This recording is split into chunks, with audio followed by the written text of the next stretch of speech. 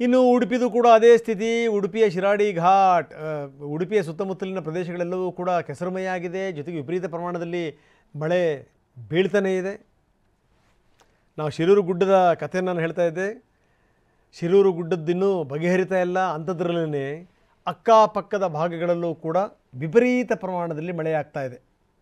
ಉಡುಪಿಯ ದೃಶ್ಯಾವಳಿಗಳನ್ನು ತೋರಿಸ್ತಾ ಇದ್ದೀವಿ ನೋಡಿ. ಇದು ಸೌಪರ್ಣಿಕಾ ನದಿ ಎಷ್ಟರ ಮಟ್ಟಿಗೆ ಪ್ರದೇಶಗಳನ್ನು ದ್ವೀಪಗಳನ್ನಾಗಿ ಮಾಡಿದೆ ಅಂತ. ಸೇತುವೆಗಳು ಮುಳ್ಕೊಂಡು ಹೋಗಿವೆ, ರಸ್ತೆಗಳು ಮುಳ್ಕೊಂಡು ಹೋಗಿವೆ. ಇನ್ನೊಂದು ಕಡೆ ಹೊಲಗದ್ದೆಗಳು,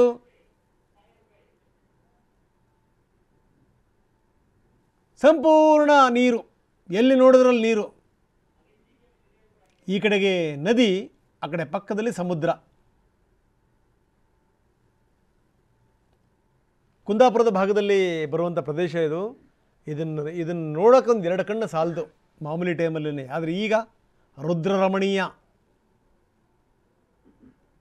ನೋಡಿ, ಸ್ಕ್ರೀನ್ನ ಎಡಭಾಗದಲ್ಲಿ ನೋಡ್ತಾ ಇದ್ದೀವಿ, ಅಲ್ಲೊಂದು ರಸ್ತೆ ಇದೆ, ಸಂಪೂರ್ಣ ನೀರು. ಈ ಕಡೆಗೆ ನೋಡಿ, ಅಲ್ಲಲ್ಲಿ ನಡುಗಡ್ಡೆಗಳ ಥರ ಆಗೋಗ್ಬಿಟ್ಟಿದೆ, ದ್ವೀಪಗಳ ಥರ ಆಗಿರೋದು.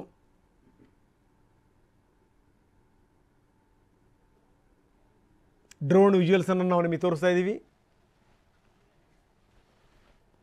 ಸಂಪೂರ್ಣ ನೀರು, ಸಂಪೂರ್ಣ ಕೆಸರು. ಇನ್ನು ಶೃಂಗೇರಿಯ ದೃಶ್ಯಾವಳಿಗಳನ್ನು ನಾವು ನಿಮಗೆ ತೋರಿಸ್ತಾ ಇದ್ದೀವಿ. ಶೃಂಗೇರಿಯ ಸ್ಥಿತಿ ನೋಡಿ ಯಾವ ರೀತಿ ಇದೆ. ತಾಯಿ ಶಾರದೆಯ ತಾಣ ಶೃಂಗೇರಿ. ಶೃಂಗೇರಿನಲ್ಲಿ ನಾವು ಮೊನ್ನೆಯೂ ಕೂಡ ನಾವು ತೋರಿಸ್ತಾ ಇದ್ದೀವಿ ಎಷ್ಟರ ಮಟ್ಟಿಗೆ ತುಂಗೆ ಹರಿತಾ ಇದ್ದಾಳೆ ಅಂತ. ವಿಪರೀತ ಪ್ರಮಾಣದಲ್ಲಿ ನೀರಿದೆ. ಸಂಧ್ಯಾವಂದನ ಮಂಟಪ ಮುಳುಗಿ ಹೋಗಿದ್ದನ್ನು ನಾವು ಕಳೆದ ವಾರವೇ ತೋರಿಸಿದ್ವಿ. ಇದಾದರೆ ಮುಂದುವರೆದ ಭಾಗ ಇದು. ಮಳೆಯ ಪ್ರಮಾಣ ಇನ್ನೂ ಕೂಡ ಜಾಸ್ತಿ ಆಗಿದೆ, ನೀರಿನ ಪ್ರಮಾಣ ಕೂಡ ವಿಪರೀತ ಆಗಿದೆ. ಅಲ್ಲೂ ಕೂಡ ಒಂದು ಲೆಕ್ಕದಲ್ಲಿ ದ್ವೀಪದ ರೀತಿಯಲ್ಲಿ ನೀರು ಆವರಿಸ್ಕೊಂಡಿದೆ. ಶಾರದಾ ಪೀಠ ಶೃಂಗೇರಿಯ ದೃಶ್ಯಾವಳಿಗಳನ್ನು ನಾವು ನಿಮಗೆ ತೋರಿಸ್ತಾ ಇದ್ದೀವಿ. ಇದು ಶೃಂಗೇರಿ.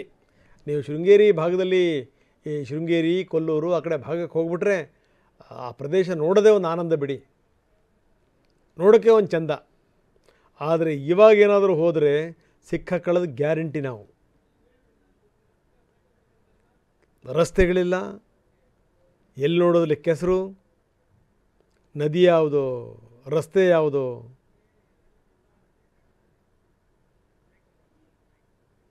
ತುಂಗೆ ಎಲ್ಲ ಕಡೆಗೂ ಕೂಡ ಆವರಿಸಿಕೊಂಡು ಬಿಟ್ಟಿದ್ದಾಳೆ.